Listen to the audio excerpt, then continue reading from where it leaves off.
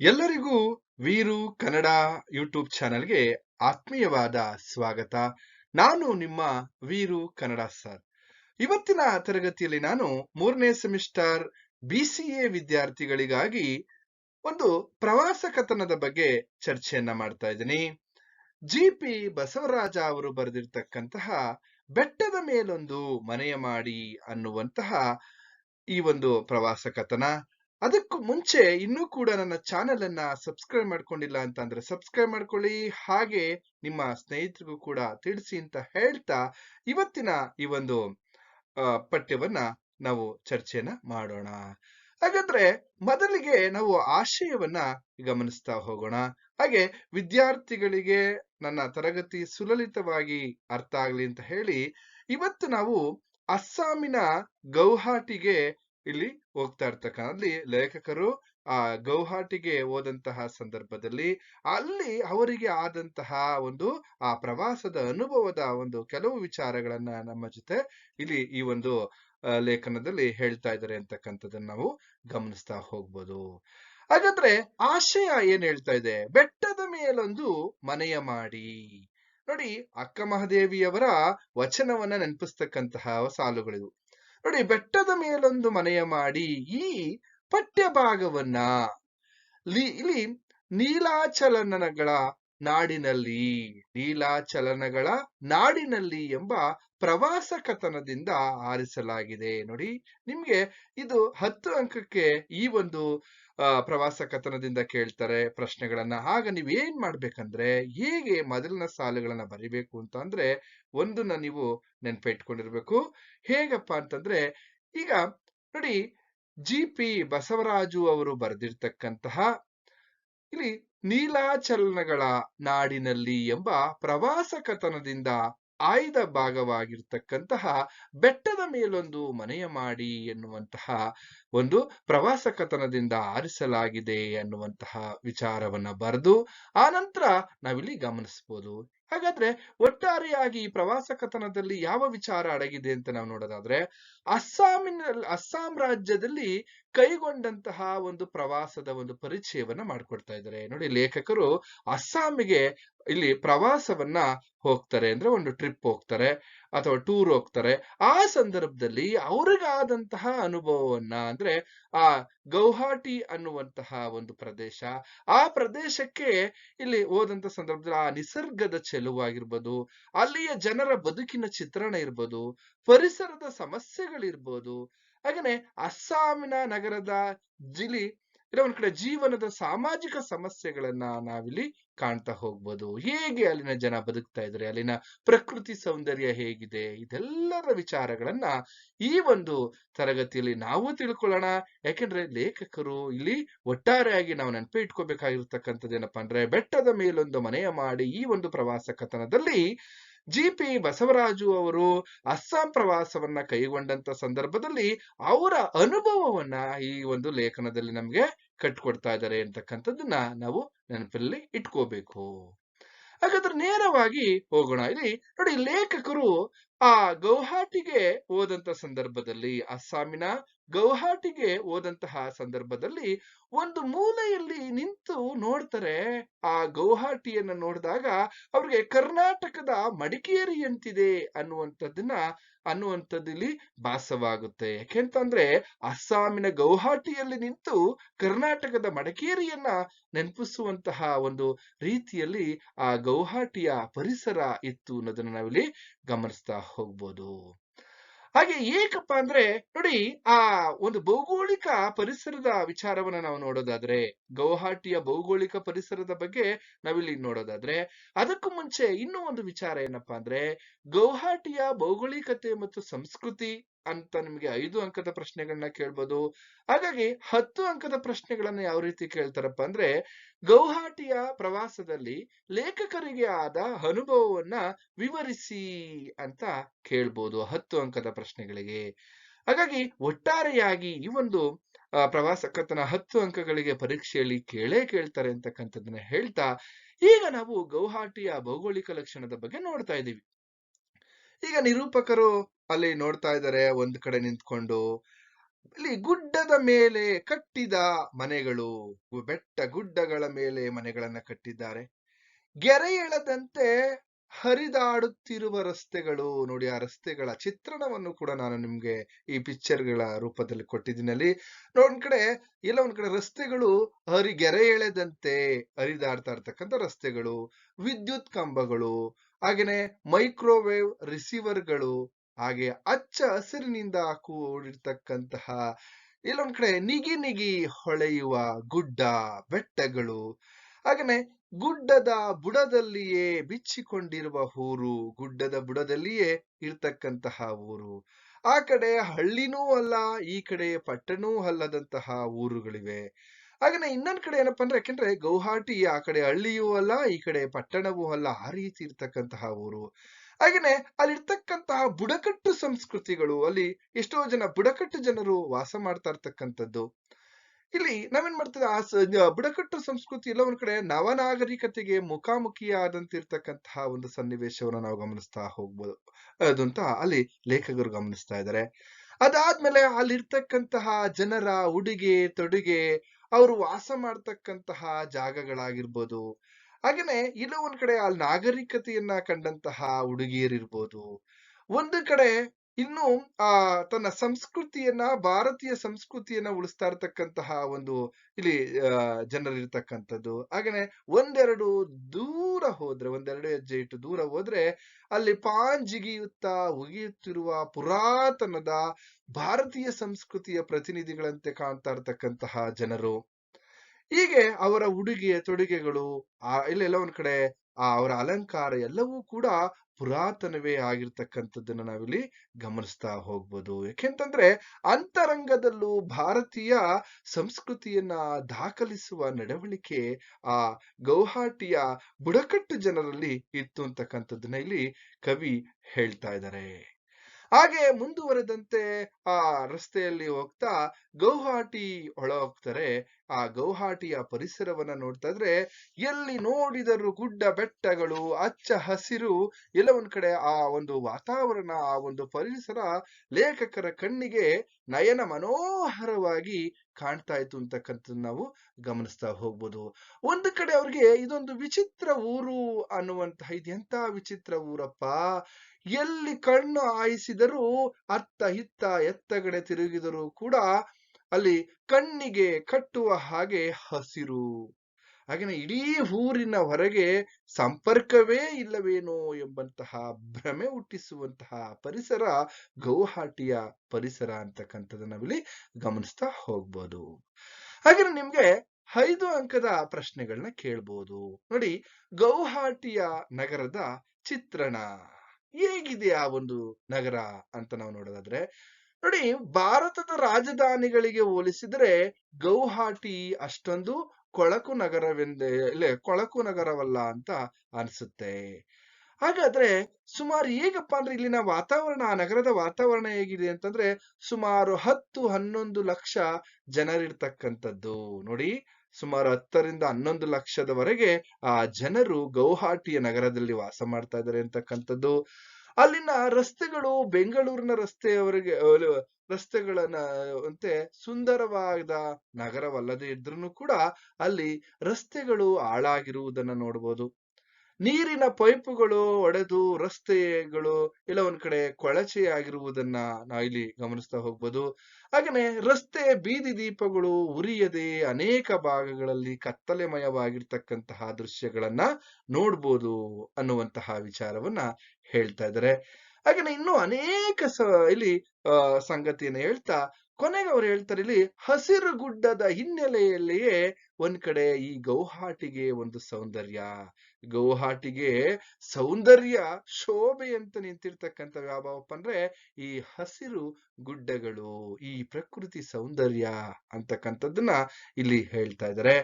ಹಾಗೇನೆ ಇಲ್ಲಿ ಇನ್ನೊಂದು ಗಮನಿಸ್ತಾ ಹೋಗ್ಬೋದು, ಇಲ್ಲಿನ ಮನೆಗಳ ರಚನಾ ವಿನ್ಯಾಸ ಇನ್ನೊಂದು ಕಾರಣ. ಇಲ್ಲಿನ ಮನೆಗಳು, ಅಲ್ಲಿ ಗುಡಿಸಲುಗಳನ್ನ ನಾನು ತೋರಿಸ್ತಾ ಇದ್ದೀನಿ. ಇಲ್ಲಿ ಯಥೇಚ್ಛವಾಗಿ ಬಿದಿರು ಬೆಳೀತಕ್ಕಂತಹದ್ರಿಂದ ಅಲ್ಲಿ ಏನಪ್ಪಾ ಅಂತಂದ್ರೆ ಇನ್ನೊಂದು ನೆನಪು ಇಟ್ಕೊಂಡಿರ್ಬೋದು, ಅಲ್ಲಿ ಹೆಚ್ಚು ಚಹಾ ಗಿಡಗಳನ್ನ, ಅಂದ್ರೆ ಟೀಯನ್ನು ಕೂಡ ಹೆಚ್ಚು ಬೆಳೆಯುತ್ತಾರೆ ಅಸ್ಸಾಮಲ್ಲಿ ಇರ್ತಕ್ಕಂಥದ್ದನ್ನ ನಾವು ಗಮನದಲ್ಲಿ ಇಟ್ಕೋಬೇಕು.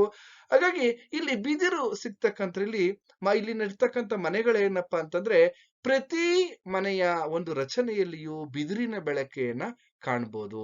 ಇಲ್ಲಿ ಪ್ರತಿ ಮನೆಗಳನ್ನ ಕಟ್ಟಬೇಕಾದ್ರೂ ಕೂಡ ಅವರು ಬಿದಿರನ್ನ ಉಪಯೋಗಿಸಿ ಮನೆಗಳನ್ನ ಕಟ್ಕೊಂಡಿದ್ದಾರೆ ಅನ್ನೋದನ್ನ ಇಲ್ಲಿ ನಾವು ಗಮನಿಸ್ತಾ ಹೋಗ್ಬೋದು. ಅಸ್ಸಾಮಿನ ಇನ್ನೊಂದು ಪ್ರಕೃತಿಯ ಒಂದು ವಿಚಾರವನ್ನು ನಾವು ನೋಡ್ತಾ ಹೋಗ್ಬೋದು. ಹಾಗೇನೆ ಬಡವರ ಮನೆಗಳ ಗೋಡೆಗಳು ಇಲ್ಲಿ ಏನಪ್ಪಾ ಅಂದ್ರೆ ಬಿದಿರಿನ ತಡಿಕೆಗಳಿಂದ ಇಲ್ಲಿ ಪ್ಲಾಸ್ಟರ್ ಮಾಡಿರ್ತಕ್ಕಂಥ ನೋಡಿ ಆ ಬಿದಿರಿಗೆನೆ ಮಣ್ಣಿನಿಂದ ಪ್ಲಾಸ್ಟರ್ ಮಾಡಿರ್ತಕ್ಕಂಥದ್ದನ್ನ ನಾವು ನೋಡ್ತಾ ಇದೀವಿ. ಇದು ಒಂದ್ ಕಡೆ ಯಾಕೆ ಇದೆಲ್ಲ ಮಾಡಿದ್ದಾರೆ ಅಂತಂದ್ರೆ ಮಳೆಗಾಲದಲ್ಲಿ ಅತಿ ಹೆಚ್ಚು ಮಳೆ ಸುರಿತಕ್ಕಂತಹ ಪ್ರದೇಶವಾದ್ರಿಂದ ಇಲ್ಲಿ ಅಪಾರ ಮಳೆ ಸುರಿಯುವುದರಿಂದ ಈ ರೀತಿ ಅವ್ರು ಏನ್ ಮಾಡಿದಾರಪ್ಪ ಅಂತಂದ್ರೆ ಹುಲ್ಲಿನ ಅಥವಾ ಜಂಕ್ಷೀಟ್ಗಳ ಮಾಡುಗಳು ಹುಲ್ಲಿನಿಂದ ಏನ್ ಮಾಡಿದಾರೆ ಅವರು ಮನೆಗಳನ್ನ ಕಟ್ಕೊಂಡಿದ್ದಾರೆ ಅಥವಾ ಜಂಕ್ಷೀಟ್ಗಳಿಂದ ಅವರು ಮನೆಗಳನ್ನ ಕಟ್ಕೊಂಡಿದ್ದಾರೆ ಅಂತಕ್ಕಂಥದ್ದು ನಾವಿಲ್ಲಿ ನೋಡ್ತಾ ಹೋಗ್ಬೋದು. ಹಾಗಾದ್ರೆ ಇಲ್ಲಿ ಇನ್ನೊಂದು ವಿಚಾರ ನಿಮ್ಗೆ ಇನ್ನೊಂದು ಪ್ರಶ್ನೆಯನ್ನ ಕೇಳ್ತಾರೆ, 10 ಅಂಕದ ಪ್ರಶ್ನೆಯನ್ನ ಕೇಳ್ತಾರೆ. ನೋಡಿ ಯಾವ ರೀತಿ ಪ್ರಶ್ನೆಯನ್ನ ಕೇಳ್ಬೋದಪ್ಪ ಅಂತಂದ್ರೆ ಗೌಹಾಟಿಯ ಬಸ್ಸುಗಳ ಚಿತ್ರಣ ಮತ್ತು ಆ ಬಸ್ ಕಂಡಕ್ಟರ್ನ ತಾಳ್ಮೆ ಪ್ರಾಮಾಣಿಕತೆಯನ್ನ ವಿವರಿಸಿ. ನೋಡಿ ಗೌಹಾಟಿಯ ಬಸ್ಸುಗಳು ಯಾವ ರೀತಿ ಸುಮಾರು 18 ಒಂದ್ ಕಡೆ ಕವಿ ಹೇಳ್ತಾ ಇದಾರೆ ಆ ಊರಿಗೆ ಕಾಲಿಟ್ಟ ನಂತರ ಅವರು ಗಮನ ಸೀದಾ ಆ ಮೂತಿ ಬಸ್ಸುಗಳ ಮೇಲೆ ನೋಡಿ ಅಲ್ಲಿ ಮೂತಿ ಬಸ್ಸಿನ ಒಂದು ಚಿತ್ರಣವನ್ನ ನಾನು ನಿಮ್ಗೆ ತೋರಿಸಿದ್ನೆ. ಅಲ್ಲಿ ಮೂತಿ ಬಸ್ಸು ಅಂತಕ್ಕಂಥ ಯಾಕೆಂದ್ರೆ ಇದು ಎಲ್ಲೋ ಒಂದ್ ಕಡೆ ಇಂಗ್ಲೆಂಡಿನಲ್ಲಿ 18ನೇ ಶತಮಾನದಲ್ಲಿ ಎಲ್ಲೋ ಒಂದ್ ಕಡೆ ಉಪಯೋಗಿಸ್ತಾ ಇರ್ತಕ್ಕಂತಹ ಬಸ್ಸನ್ನ ಈ ಗೌಹಾಟಿಯಲ್ಲಿ ಉಪಯೋಗಿಸ್ತಾ ಇದ್ರು ಅಂತಕ್ಕಂಥದ್ದು ಅದನ್ನ ಮೂತಿ ಬಸ್ಸು ಅಂತ ಕರೀತಾ ಇದ್ರು. ಅದು ಎಲ್ಲ ಒಂದ್ ಕಡೆ ಮ್ಯೂಸಿಯಂ ಪೀಸ್ಗಳು. ಆದ್ರೆ ಇಲ್ಲಿ ಏನ್ ಮಾಡ್ತಾ ಇದಾರೆ ಆ ಗೌಹಾಟಿಯಲ್ಲಿ ಅಥವಾ ಅಸ್ಸಾಂನಲ್ಲಿ ಅದನ್ನ ಪ್ರಯಾಣಕ್ಕೆ ಇಲ್ಲಿ ಬಳಸ್ತಾ ಇರ್ತಕ್ಕಂಥದ್ದು. ಅದು ಒಂದ್ ಕಡೆ ಆ ಒಂದು ಪುಟ್ಟ ಬಸ್ ಅನ್ನ ಹತ್ತಿ ಇವರು ಎಲ್ಲ ಒಂದ್ ಕಡೆ ಆ ಪ್ರಯಾಣವನ್ನ ಬೆಳೆಸ್ತಾ ಇರ್ಬೇಕಾದ್ರೆ ಅಲ್ಲಿಗೆ ಯಾರೂ ಕೂಡ ತಕರಾರಿಲ್ಲ. ಆ ಕಂಡಕ್ಟರ್ಗೂ ಆತರ ಇಲ್ಲ, ಪ್ರಯಾಣಿಕರಿಗೂ ಆತುರ ಇಲ್ಲ. ಅವ್ರ ಪಾಡ್ಗೆ ಅವ್ರಿದ್ದಾರೆ. ಇಲ್ಲಿ ಕಂಡಕ್ಟರ್ ಏನಪ್ಪಾ ಅಂದ್ರೆ ಯಾವುದೇ ಯೂನಿಫಾರ್ಮ್ ಇಲ್ಲ ಅವನಿಗೆ. ಅವನೇನಪ್ಪಾ ಅಂದ್ರೆ ಅವನ್ ಪಾಡ್ಗೆ ಅವನು ಪಾನನ್ನ ಜಿಗಿಯುತ್ತಾ ಅಲ್ಲಿ ಇರ್ತಕ್ಕಂಥ ಜನರನ್ನ ಮುಟ್ಟಿ ಏನ್ ಮಾಡ್ತಾ ಇದ್ದಾನೆ ಟಿಕೆಟ್ ಅನ್ನ ಕೇಳುತ್ತಾ ಟಿಕೆಟ್ ಅನ್ನ ಕೊಡ್ತಾ ಹೋಗ್ತಾ ಇದ್ದಾನೆ.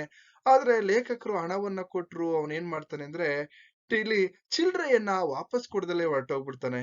ಅವನ್ ಪಾಡ್ಗೆ ಅವನು ಪಾನ್ ಜಿಗಿಯುತ್ತ ಮುಂದೆ ಹೋಗ್ತಾನೆ. ಆಗ ಲೇಖಕರು ಕೇಳ್ದಾಗ ಆಯ್ತು ನೀವು ಉಳಿಬೇಕಾದ್ರೆ ಹೇಳಿ ಅಲ್ಲಿ ನಾನು ಚಿಲ್ಡ್ರೆಯನ್ನ ಕೊಡ್ತೀನಿ ಅಂತಕ್ಕಂಥದ್ದು. ಸರಿ ಆಯ್ತು ಅಂತ ಲೇಖಕರು ಸುಮ್ನಾಗ್ತಕ್ಕಂಥದ್ದು. ಇನ್ನೊಂದ್ ಕಡೆ ಈ ಕಂಡಕ್ಟರ್ನ ನೋಡಿದ್ಮೇಲೆ ಎಲ್ಲೋ ಒಂದ್ ಕಡೆ ನಿರೂಪಕರಿಗೆ ನಮ್ಮ ಬೆಂಗಳೂರಿನ BTS ಅಥವಾ BMTC ಕಂಡಕ್ಟರ್ ನೆನಪಾಗ್ತಾರೆ. ಇದೆಲ್ಲ ಆದ್ಮೇಲೆ ಅಲ್ಲಿನ ಕಂಡಕ್ಟರ್ ತುಂಬಾ ಸಾವಧಾನವಾಗಿ ಒಂದ್ ರೀತಿಲಿ ತಾಳ್ಮೆಯ ಮನುಷ್ಯ ಅಂತಕ್ಕಂಥ ಮಾತನ್ನ ಹೇಳ್ತಾರೆ. ಯಾಕೆಂದ್ರೆ ಅವನು ಕೇಳಿರ್ತಕ್ಕಂತಹ ಮಾಹಿತಿಯನ್ನ ತುಂಬಾ ತಾಳ್ಮೆಯಿಂದ ಉತ್ತರಿಸ್ತಾ ಇದ್ದ ಅಂತಕ್ಕಂಥದ್ದು ಮತ್ತೆ ತಾಳ್ಮೆಯಿಂದ ಪ್ರೀತಿಯಿಂದ ನಮಗೆ ಮಾಹಿತಿಯನ್ನ ನೀಡಿದ್ರು ಆ ಕಂಡಕ್ಟ್ರು. ಆ ಬಸ್ಸಿನ ಕಂಡಕ್ಟ್ರು ಅಂದ್ರೆ ಮೂತಿ ಬಸ್ಸಿನ ಕಂಡಕ್ಟರ್ ಒಂದು ಪ್ರಾಮಾಣಿಕತೆ ತಾಳ್ಮೆಯ ಬಗ್ಗೆ ಇಲ್ಲಿ ಹೇಳಿದ್ರು. ಅದಾದ್ಮೇಲೆ ಮೂತಿ ಬಸ್ಸು ಚಲಿಸಿದಂತೆ ಮುಂದೆ ಗೌಹಾಟಿಯಲ್ಲಿ ಸಾವಿರಾರು ಪ್ರಯಾಣಿಕರನ್ನ ಹೊತ್ತು ಸಾಗುತ್ತಿರ್ತಕ್ಕಂತಹ ಬಸ್ಸು. ಆ ಬಸ್ಸಿನಲ್ಲಿ ಟಿಕೆಟ್ ಅವತ್ತಿನ ಕಾಲಘಟ್ಟದಲ್ಲಿ 50 ಪೈಸೆ. ಅಂದ್ರೆ ಕಲ್ಕತ್ತಾ ನಗರದ ಸಿಟಿ ಬಸ್ಸುಗಳಂತೆ ಇರುವ ಒಂದು ಹೋಲಿಕೆಯನ್ನ ಹೋಲ್ತಾ ಇತ್ತು ಆ ಒಂದು ಮೂತಿ ಬಸ್ಸು ಅನ್ನುವಂಥದ್ದು. ಅದ್ರ ಜೊತೆಗೆ ಇಲ್ಲಿ ಮಿನಿ ಬಸ್ಗಳು ಕೂಡ ಇಲ್ಲಿ ಓಡಾಡ್ತಾ ಇದ್ವು ಅಂತಕ್ಕಂಥ ವಿಚಾರಗಳನ್ನ ಹೇಳ್ತಾ ಇದ್ರು. ಹಾಗಾದ್ರೆ ಇಲ್ಲಿ ಇನ್ನೊಂದು ಪ್ರಶ್ನೆಯನ್ನ ಕೇಳ್ಬೋದು. ಗೌಹಾಟಿಯ ಹವಾಮಾನ ವೈಪರೀತ್ಯ ಹೇಗಿರುತ್ತೆ? ಅಲ್ಲಿನ ಹವಾಮಾನ ಹೇಗಿರುತ್ತೆ ಅಂತ ಅಂದ್ರೆ ಒಂದ್ ಕಡೆ ಗೌಹಾಟಿ ಇಲ್ಲಿ ಎಲ್ಲ ಒಂದ್ ಕಡೆ ಮಡಿಕೇರಿಯನ್ನ ನೆನಪಿಸುತ್ತದೆ. ಆದರೂ ಕೂಡ ಇಲ್ಲಿನ ಬಿಸಿಲು ಮತ್ತೆ ಸೆಕೆ ಯಾವ ರೀತಿ ಇರುತ್ತಪ್ಪ ಅಂದ್ರೆ ಮದ್ರಾಸ್ ಅಥವಾ ಕರ್ನಾಟಕದ ಮಂಗಳೂರನ್ನ ಹುಟ್ಟಿಸುತ್ತದೆ. ಅಷ್ಟು ಬಿಸಿ, ಅಷ್ಟು ಎಲ್ಲೋ ಒಂದ್ ಕಡೆ ಸೆಕೆ ಆಗ್ತಾ ಇರುತ್ತೆ ಅಂತಕ್ಕಂಥ ವಿಚಾರಗಳನ್ನ ಹೇಳ್ತಾರೆ. ಹಾಗಾದ್ರೆ ಗೌಹಾಟಿಗೆ ಹೋಗೋದಕ್ಕೆ ಸೂಕ್ತ ಸಮಯ ಯಾವ್ದಪ್ಪ ಅಂದ್ರೆ ಅಕ್ಟೋಬರ್ ಕಾಲದಲ್ಲಿ ಅಲ್ಲಿ ಹೋಗುವುದಕ್ಕೆ ಸೂಕ್ತ ಸಮಯ ಅನ್ನುವಂಥದ್ದು. ಹಾಗೇನೆ ಒಂದೊಂದ್ ಸಾರಿ ಸೆಪ್ಟೆಂಬರ್ಗೆ ಮಳೆ ನಿಲ್ಲುತ್ತೆ, ಇನ್ನೊಂದ್ ಕಡೆ ಡಿಸೆಂಬರ್ ಬಂದ್ರು ಕೂಡ ಮಳೆ ಹುಯ್ತಾನೆ ಇರುತ್ತೆ ಅಂತಕ್ಕಂಥದ್ದು. ಹಾಗೇನೆ ಅಲ್ಲಿನ ಜೀವ ನದಿ ಯಾವ್ದಪ್ಪ ಅಂತಂದ್ರೆ ಬ್ರಹ್ಮಪುತ್ರ ನದಿ ಹರಿತಾ ಇರುತ್ತೆ. ಅದು ಯಥೇಚ್ಛವಾಗಿ ಹರಿದಂತ ಸಂದರ್ಭದಲ್ಲಿ ಅಲ್ಲಿರ್ತಕ್ಕಂಥ ಅಕ್ಕಪಕ್ಕ ಉಪನದಿಗಳಲ್ಲಿ ಪ್ರವಾಹ ಉಂಟಾಗ್ತಕ್ಕಂಥ ವಿಚಾರಗಳನ್ನು ಕೂಡ ಇಲ್ಲಿ ಕವಿ ಹೇಳಿದ್ದಾರೆ. ಹಾಗಾದ್ರೆ ಅಸ್ಸಾಮಿನ ಜೀವನಾಡಿ ಯಾವ್ದಪ್ಪ ಅಂತಂದ್ರೆ ಇಲ್ಲಿ ಆ ಯಾವ ನದಿ ಅಂತ ಕೇಳಿದ್ರೆ ಇಲ್ಲಿ ಬ್ರಹ್ಮಪುತ್ರ ನದಿ ಅಲ್ಲಿನ ಜನರಿಗೆ ಎಲ್ಲ ಒಂದ್ ಕಡೆ ಜೀವ ಜಲವನ್ನ ಕೊಡ್ತಾ ಇರ್ತಕ್ಕಂಥದ್ದು. ಅದಾದ್ಮೇಲೆ ಈಗ ಏನ್ ಮಾಡ್ತಾ ಇದ್ರಪ್ಪ ಅಂದ್ರೆ ಕವಿ ದೀಸ್ಪುರಕ್ಕೆ ಬರ್ತಾರೆ. ಈ ದೀಸ್ಪುರದ ಚಿತ್ರಣ ನೋಡಿ, ಈ ದೀಸ್ಪುರ ಒಂದು ಜೋಡಿ ರಸ್ತೆಯಲ್ಲಿ ಸಾಗುತ್ತಾ ಹೋದ್ರೆ ಇದು ಗೌಹಾಟಿಗೆ ಹೊಂದಿಕೊಂಡಿರ್ತಕ್ಕಂತಹ ಒಂದು ನಗರ. ನಿಮಗೆ ಕೇಳ್ತಾರೆ ದೀಸ್ಪುರದ ಚಿತ್ರಣ ಅಂತ ಕೇಳ್ಬೋದು. ಆಗ ಗೌಹಾಟಿಗೆ ಹೊಂದಿಕೊಂಡಿರ್ತಕ್ಕಂತಹ ಒಂದು ನಗರ. ಇದನ್ನ ಎಲ್ಲ ಒಂದ್ ಕಡೆ ಅಸ್ಸಾಮಿನ ಸದ್ಯದ ರಾಜಧಾನಿ ಅಂತನೂ ಕೂಡ ಕರೀತಾರೆ. ಹಾಗಾಗಿ ಇಲ್ಲಿ ಗೌಹಾಟಿಗಿಂತಲೂ ಒಂದ್ ಕಡೆ ತುಂಬಾ ಆಧುನಿಕ ಸ್ಪರ್ಶವನ್ನ ಕಂಡಂತಹ ಒಂದು ಪ್ರದೇಶ ಅಂತಕ್ಕಂಥದ್ದನ್ನ ನಾವಿಲ್ಲಿ ಗಮನಿಸ್ತಾ ಹೋಗ್ಬೋದು. ಹಾಗಾದ್ರೆ ಇಲ್ಲಿ ಲೇಖಕರು ಈ ದೀಸ್ಪುರದಲ್ಲಿ ಏನ್ ಮಾಡ್ತಾರಪ್ಪ ಅಂದ್ರೆ ಸೈಕಲ್ ರಿಕ್ಷಾವನ್ನ ಒಂದಿಷ್ಟು ಅಲ್ಲಿ ವೇಗವಾಗಿ ಓಡುತ್ತಿತ್ತು. ಯಾಕೆಂದ್ರೆ ಅಲ್ಲಿ ಸೈಕಲ್ ರಿಕ್ಷಾ ಒಂದು ಚಿತ್ರವನ್ನ ಕೊಟ್ಟಿದ್ದೀನಿ. ಆಗ ಸೈಕಲ್ ರಿಕ್ಷಾ ಅಲ್ಲಿ ಬಳಸ್ತಾ ಇದ್ರು ಅಂತಕ್ಕಂಥದ್ದು. ಹಾಗೇನೆ ಆಟೋಗಳು ಕೂಡ ಇತ್ತು, ಬಸ್ಸು ಇತ್ತು. ಆದ್ರೆ ಲೇಖಕರು ಏನ್ ಮಾಡಿದ್ರು, ಪಾಪ ನಾನೇನಾದ್ರೂ ಆಟೋದಲ್ಲಿ ಹೋದ್ರೆ ಅವ್ರಿಗೆ ಲೇಖಕರಿಗೆ ಸೈಕಲ್ ರಿಕ್ಷಾದಲ್ಲಿ ಹೋಗೋದಕ್ಕೆ ಇಷ್ಟ ಇರ್ಲಿಲ್ಲ. ಆದ್ರೂ ಕೂಡ ಪಾಪ ನಾನು ಆಟೋದಲ್ಲಿ ಹೋದ್ರೆ ಆ ಸೈಕಲ್ ಅವ್ರ ಬದುಕು ನಡಿಬೇಕಲ್ವಾ, ಅವ್ರ ಜೀವನ ನಡಿಬೇಕಲ್ಲ ಅಂತ ಹೇಳಿ ಅವರು ಸೈಕಲ್ ರಿಕ್ಷಾವನ್ನ ಹತ್ತಿ ಹೋಗ್ತಕ್ಕಂಥದ್ದು. ಹಾಗೆ ಹೋಗ್ತಾ ಇದ್ರೆ ಒಂದು ರೀತಿಯಲ್ಲಿ ಆ ದೀಸ್ಪುರದ ಆಟೋದವ್ರು ಏನಪ್ಪಾ ಅಂದ್ರೆ ಸ್ವಲ್ಪ ದೂರ ಹೋದ್ರು ಕೂಡ ಮೀಟರ್ ಅನ್ನ ಹಾಕ್ತಿರ್ಲಿಲ್ಲ, ಅವ್ರು 10 ರೂಪಾಯಿ ತಗೊಳ್ತಾ ಇದ್ರು. ಆದ್ರೆ ಇಲ್ಲಿ ಎಲ್ಲೋ ಒಂದು ಕಡೆ ಆ ಲೇಖಕರು ತಮ್ಮ ಮಿತ್ರರನ್ನ ಕೇಳ್ತಾರೆ, ಇಲ್ಲಿ ಆಟೋದವ್ರು ಯಾಕೆ ಈ ರೀತಿ ಮಾಡ್ತಾರೆ ಅಂತ ಕೇಳಿದಾಗ ಅವರು ಹೇಳ್ತಾರೆ, ನೋಡಿ ಪಾಪ ಇಲ್ಲಿರ್ತಕ್ಕಂತಹ ಇಲ್ಲಿಗೆ ಸುಮಾರು ಜನ ಯಾವುದು ಈ ಗೌಹಾಟಿಗೆ ಅಥವಾ ಈ ದೀಸ್ಪುರ ಅಥವಾ ಈ ಅಸ್ಸಾಮಿಗೆ ಸುಮಾರು ಬಿಹಾರದಿಂದ ವಲಸೆ ಬಂದಿರತಕ್ಕಂತಹ ಜನ. ನೋಡಿ ಇವರು ಎಷ್ಟು ಪ್ರಾಮಾಣಿಕರು, ಎಷ್ಟು ಶ್ರಮಜೀವಿಗಳು ಅಂತ ಅಂದ್ರೆ ದಕ್ಷಿಣ ಭಾರತದ ಮಿತ್ರರೊಬ್ಬರು ಲೇಖಕರಿಗೆ ಹೇಳಿದ್ರಂತೆ, ಬಹುಪಾಲು ಈ ದೀಸ್ಪುರದಲ್ಲಾಗಿರ್ಬೋದು, ಗೌಹಾಟಿಯಲ್ಲಾಗಿರ್ಬೋದು ಅಥವಾ ಅಸ್ಸಾಮಿನಲ್ಲಾಗಿರ್ಬೋದು ಇಲ್ಲಿ ಸೈಕಲ್ ರಿಕ್ಷಾದ ಚಾಲಕರು ಬಿಹಾರಿಗಳು. ಈ ಬಿಹಾರಿಗಳು ಬಹಳ ಶ್ರಮಜೀವಿಗಳು. ಹಾಗೇನೆ 10 ರೂಪಾಯಿಗಾಗಿ ಇಡೀ ದಿನ ಸೈಕಲ್ ತುಳಿಯಬಲ್ಲ ಗಟ್ಟಿಗರು ಅನ್ನುವಂತ ಮಾತನ್ನ ಇಲ್ಲಿ ಲೇಖಕರಿಗೆ ಅವರ ಸ್ನೇಹಿತರು ಹೇಳಿರ್ತಕ್ಕಂಥದ್ದು. ನೋಡಿ ಇಲ್ಲ ಕೊನೆಗೆ ಜೊತೆಗೆ ಹೊರಗಿನ ಬಂದವರಿಗೆ ದುಡಿಮೆ ಅನಿವಾರ್ಯವಾಗಿರುತ್ತದೆ. ಹಾಗಾದ್ರೆ ಇಲ್ಲಿರ್ತಕ್ಕಂಥ ಆಟೋ ಚಾಲಕರು ಗೌಹಾಟಿಯವರು ಅಥವಾ ದೀಸ್ಪುರದವರು ಅಥವಾ ಅಸ್ಸಾಮಿನವರು ಇವರಿಗೆ ಮನೆ ಮಠ ಉದ್ಯೋಗ ಎಲ್ಲ ಇರುತ್ತೆ. ಹಾಗಾಗಿ ಒಂದ್ ರೀತಿಯಲ್ಲಿ ಬೆಲೆಯನ್ನ ಜಾಸ್ತಿ ಮಾಡ್ತಾರೆ. ಪಾಪ ಇವರು ಹೊಟ್ಟೆಪಾಡಿಗಾಗಿ ಇಡೀ 10 ರೂಪಾಯಿಗೆ ದಿನವೆಲ್ಲ ಸೈಕಲ್ನ ತುಳಿಯುವಂತಹ ಶ್ರಮಜೀವಿಗಳು ಈ ಬಿಹಾರಿಗಳು ಅನ್ನುವಂತ ಮಾತನ್ನ ಅವರ ಸ್ನೇಹಿತರು ಲೇಖಕರಿಗೆ ಹೇಳಿದ್ರು. ಸರಿ, ಇದೆಲ್ಲ ಆದ್ಮೇಲೆ ಸಂಜೆ ಆ ಸೈಕಲ್ ರಿಕ್ಷಾದಲ್ಲಿ ಹೋಗ್ತಾ ಇದ್ದಾರೆ. ದೀಸ್ಪುರವನ್ನ ಇಲ್ಲಿ ಎಲ್ಲೋ ಒಂದ್ ಕಡೆ ಸೂರ್ಯ ಮುಳುಗಿ ದೀಸ್ಪುರ ಇಲ್ಲಿ ಎಲ್ಲೋ ಒಂದ್ ಕಡೆ ಏನಾಗ್ತಾ ಇದೆ, ಕತ್ತಲು ಆವರಿಸಿಕೊಂಡು ಬೀದಿ ದೀಪಗಳೆದ್ದವು, ರಸ್ತೆಯ ಬದಿಗೆ ಬಿದ್ದುಕೊಂಡ ಗುಡ್ಡಗಳು ಎಲ್ಲ ಒಂದ್ ಕಡೆ ನೆತ್ತಿಗೆ ಜೋಡಿಸಿದಂತೆ ಚಂದ್ರ ನಗುತ್ತಿದ್ದ. ಯಾಕೆಂದ್ರೆ ಈಗ ಸೂರ್ಯ ಮುಳುಗ್ತಾ ಇದ್ದಾನೆ, ಇಲ್ಲಿ ಬೀದಿ ದೀಪಗಳು ಬೆಟ್ಟ ಗುಡ್ಡಗಳು ಕಾಣಿಸ್ತಾ ಇದೆ. ಆದ್ರೆ ಆ ಬೆಟ್ಟ ಗುಡ್ಡದ ನೆತ್ತಿಯ ಮೇಲೆ ಚಂದ್ರ ಎಲ್ಲೋ ಒಂದ್ ಕಡೆ ಇಲ್ಲಿ ನಗುತ್ತಿದ್ದ ಅನ್ನುವಂತ ಮಾತನ್ನ ಹೇಳ್ತಾ ಲೇಖಕರು ಆ ರಿಕ್ಷಾ ಹೋಗ್ತಾ ಇದೆ. ಲೇಖಕರು ಆ ಸುಂದರ ಸಂಜೆಯ ಅನುಭವವನ್ನ ಸವಿಯುತ್ತಾ ತಮ್ಮ ಕಣ್ಣಿಗೆ ಆನಂದವನ್ನ ಪಡುತ್ತಾ ತಮ್ಮ ಮನಸ್ಸಿಗೂ ಕೂಡ ಆನಂದವನ್ನ ಪಡುತ್ತಾ ಅವ್ರೇನ್ ಮಾಡ್ತಾ ಇದ್ದಾರೆ ಅಂದ್ರೆ ಸೀದಾ ಆ ಸೌಂದರ್ಯವನ್ನ ಕಣ್ತುಂಬಿಕೊಂಡು ಹೊರಡ್ತಾ ಇದ್ದಾರೆ. ಇದಿಷ್ಟು ಈ ಬೆಟ್ಟದ ಮೇಲೊಂದು ಮನೆಯ ಮಾಡಿ ಅನ್ನುವಂತಹ ಈ ಒಂದು ಪ್ರವಾಸ ಕಥನದ ವಿಚಾರವಾಗಿತ್ತು.